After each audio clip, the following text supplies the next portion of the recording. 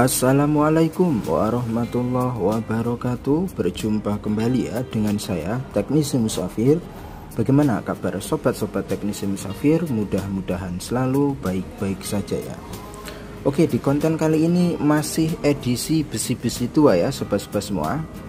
Karena ya memang status saya itu tuser di kampung, jadi ya masih sedikit banyak itu saya dapat servisan yang memang itu HPP jadul ya. Ada juga yang memang saya beli ya dari rongsokan. Di sini saya ingin berbagi tutorial dan mengenang masa lalu ya sobat-sobat semua, dimana server UFS ini itu masih bisa digunakan sampai sekarang. Tentu untuk seorang teknisi yang berada di perkotaan ini sudah tidak bisa. Bahkan punya saya pun karena termakan usia itu sudah wafat ya. Dan ini adalah kiriman dari subscriber. Niatnya mau beli, tapi karena kebaikan subscriber yang luar biasa, akhirnya dikasih gratis begitu saja dengan harapan bisa bermanfaat dan bisa digunakan. Daripada di sini katanya tidak digunakan. Untuk inisialnya tidak perlu saya sebutkan. Mudah-mudahan beliau yang jauh di sana itu bisa menjadi amal kebaikan ya. Karena ini saya pakai, terus tutorialnya saya share, beliau pun insya Allah dapat amal kebaikannya. Oke, di sini saya akan belajar bersama lagi ya, pelan-pelan. Karena edisi mensupport pemula itu mudah-mudahan nostalgia, terus edisi-edisi besi tua ini bisa untuk menambah ya pengetahuan di mana seorang teknisi itu agar tidak langsung belajar ke yang sulit-sulit dulu. Ya tentu ini bagi pemula ya, tidak untuk yang sudah bisa. Ini saya ambil satu ya sobat-sobat semua. Coba kita nyalakan hidup atau tidak yang namanya HP rongsok ya. Masih hidup ya. Dan ini rentan sekali IMEI terblokir ya dan lain sebagainya. Karena ya mengingat usia itu memang sudah lama ya. Coba kita pasang kartu agar tahu di mana letak permasalahannya ya. Oke, nyala. Nah, inilah letak permasalahannya. Sinyal oke ya. Jadi minta kode keamanan. Ini dulu box di masanya ya sobat-sobat semua. Itu seperti kita itu sudah punya UV. Justru para teknisi itu belajar, awal dari belajar itu inilah UFS ini. Ini adalah box legendaris yang sekarang sempat terlupakan ya bagi sebagian para teknisi. Tetapi bagi teknisi yang berada di kampung ini masih digunakan. Karena mengingat servisan juga masih ada yang masuk jadulan-jadulan ya sobat-sobat semua. Nah, siapa tahu dengan tutorial ini bisa menambah wawasan ya dan bisa mengingat masa lalu kembali. Bagaimana saktinya tool ini? Dulu sih baru-barunya saya dulu beli itu 1.300.000 dulu ya, dulu. Itu udah benar-benar sakti luar biasa ini. UFS, MEG itu udah satu paket ya. Nah, jadi kita kembali lagi ke pokok pembahasan, dimana ini adalah lupa pola. Kebiasaan Android, lupa password ya atau lupa PIN, kode pengaman. Kita pakai PIN bawaan itu tidak bisa ya. Dan namanya HP rongsok ya tentu nggak tahu ya. Nah, kan? Jadi jalan satu-satunya kita lakukan flashing. Nah, ini ya. Nah, untuk flashing, untuk proses flashing macam-macam ya. Karena di Nokia ini, untuk Nokia itu emang sobat-sobat semua dibutuhkan box ya. Karena sifatnya itu pakai PIN dan dia tidak ada cracknya. Meskipun ada cracknya itu tidak recommended. Tetap harus pakai box kalau Nokia. Kecuali yang BP5 yang udah support USB atau yang Nokia MTK itu bisa pakai tool lain. Tapi kalau ini harus punya box ya, atau itu MXG ya, dan kita harus punya pinnya. Jadi model pin itu ada yang sistem FBAS ya, FBAS itu bermacam-macam. Ada yang model jepitan ya, ada yang memang dia langsung didesain lebih simple, yaitu pakai pin dan dia langsung bisa terkoneksi batu. Jadi kita nggak perlu nambah power ya ke konektor baterainya. Jadi di sini semua sudah disiapkan. Nah ini kita akan coba ya sobat-sobat semua, dan mudah-mudahan ini konten ini mengingatkan kita ya, 13 tahun silam yang sudah berlalu, dimana kita itu benar-benar masih mengenal dunia servis tidak seperti sekarang ya, tidak seperti sekarang, karena sekarang itu servisan lebih rumit ya. Kalau Nokia itu serumit-rumitnya Nokia itu tidak serumit HP-HP sekarang. Nah ini saya tali karet karena memang sudah nggak ngancing ya, ya karena termakan usia sih ya. Saya tali karet biar kencang.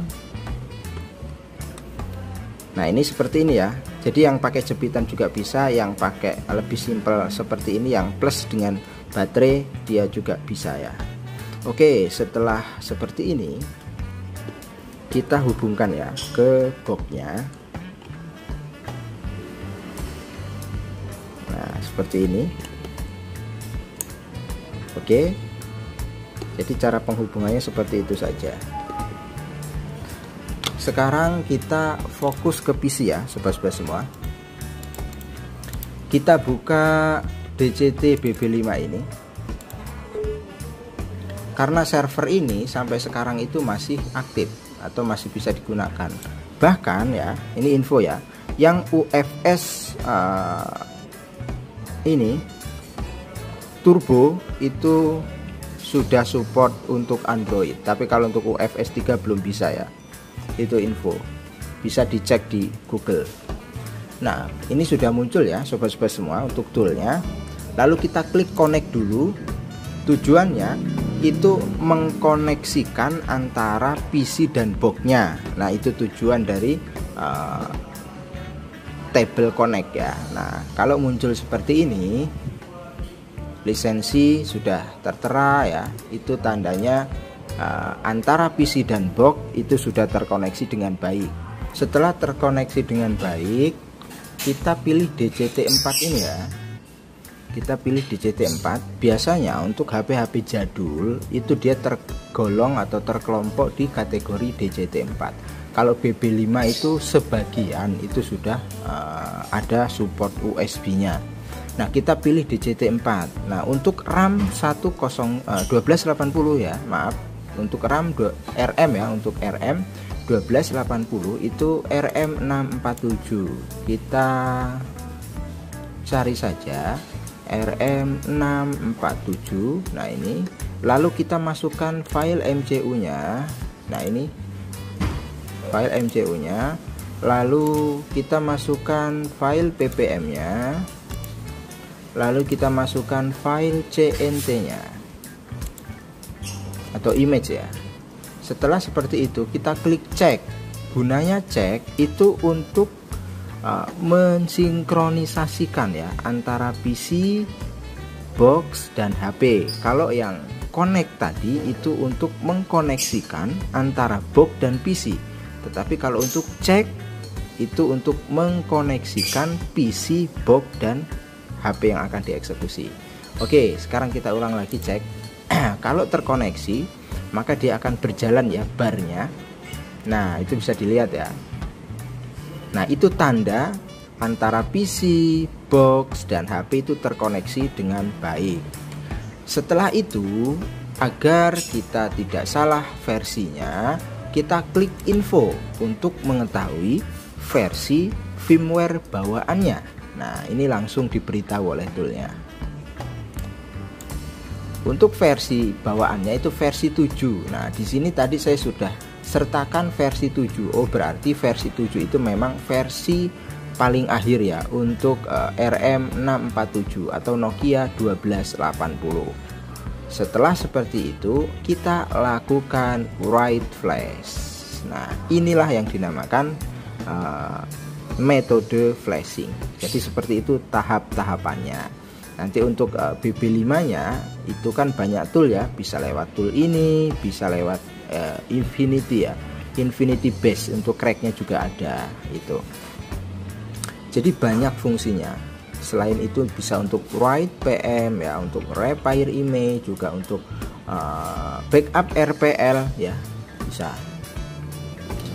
Jadi intinya ini adalah tool sakti yang berada di zamannya. Jadi kelasnya udah UV ya, udah tool yang papan atas lah. Bahkan untuk teknisi-teknisi dulu, karena memang yang banyak di pasaran itu Nokia, jadi wajib harus punya tool ini ya. Kalau tidak ya untuk softwarenya kita tertinggal ya. Ini sedang proses flashing. Jadi sambil sedikit cerita ya sobat-sobat semua, dimana masa-masa tempo dulu itu Nokia itu bisa dibilang HP sejuta umat ya, karena merakyat, harganya pun murah, dan untuk servisnya pun tidak seribet HP-HP sekarang ya. Bahkan semuanya terpisah-pisah kalau di Nokia. Nah, ya sebagai contoh ya, kalau yang Nokia MediaTek sekarang itu udah jadi satu dengan CPU, power sudah jadi satu, IC flash sudah jadi satu ya, CPU ya di situ gudangnya, tempatnya.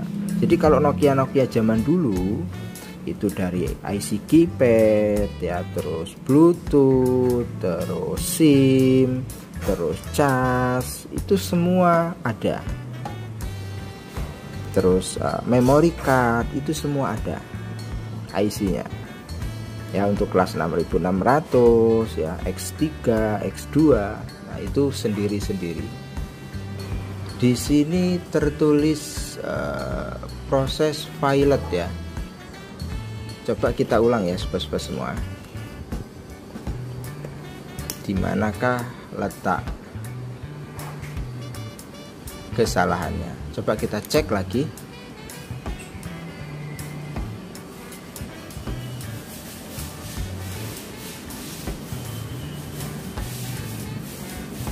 Lalu kita klik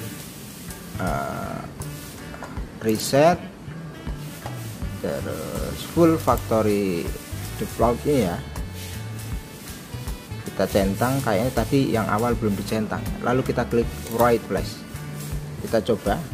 Tadi keasikan bercerita jadinya tidak konsisten di layar monitor ya. Kita tunggu lagi. Ini kok tadi gagal ya, padahal versinya sama. Nah, jadi bagi teknisi-teknisi di kampung seperti saya, bila yang masih punya box itu silahkan diinstal ya untuk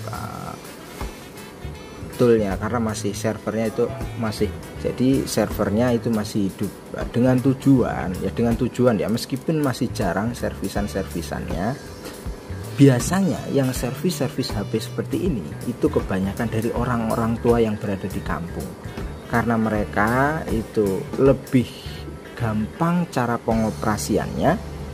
Di samping itu juga nggak ribet kayak layar-layar sentuh, biasanya kan dibawa ke ladang ya, dibawa ya kemana-mana, itu lebih simpel. Nah, kalau sobat-sobat semua itu nggak tega ya untuk tarifnya atau bagaimana, nah niatkan itu untuk bantu. Itu prinsip saya. Jadi di samping tool ini berguna, ini masih bisa untuk memberikan amal jariah ya kepada orang tua. Ya bagi yang tidak tega loh. Tapi bagi yang tega ya nggak apa-apa. Contoh flash 20.000 atau 25.000 ya, atau 15.000 ya nggak masalah.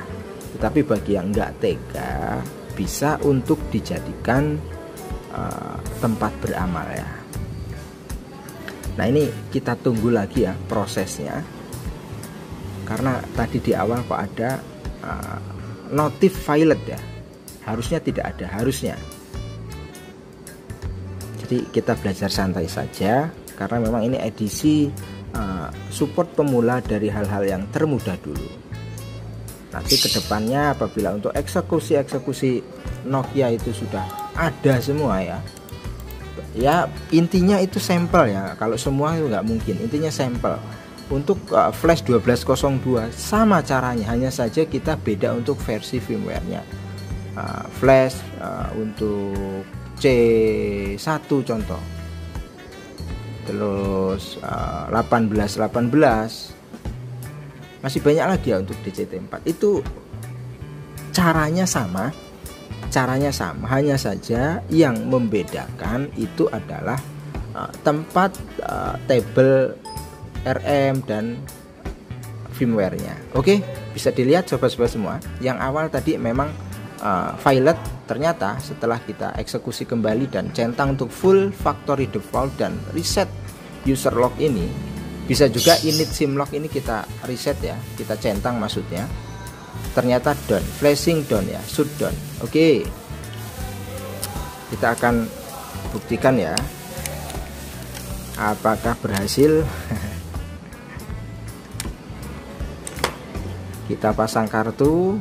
Yang masih ketar-ketir itu di IMEI ya, tapi alhamdulillah ini sepertinya IMEI-nya aman dan untuk sinyalnya juga aman.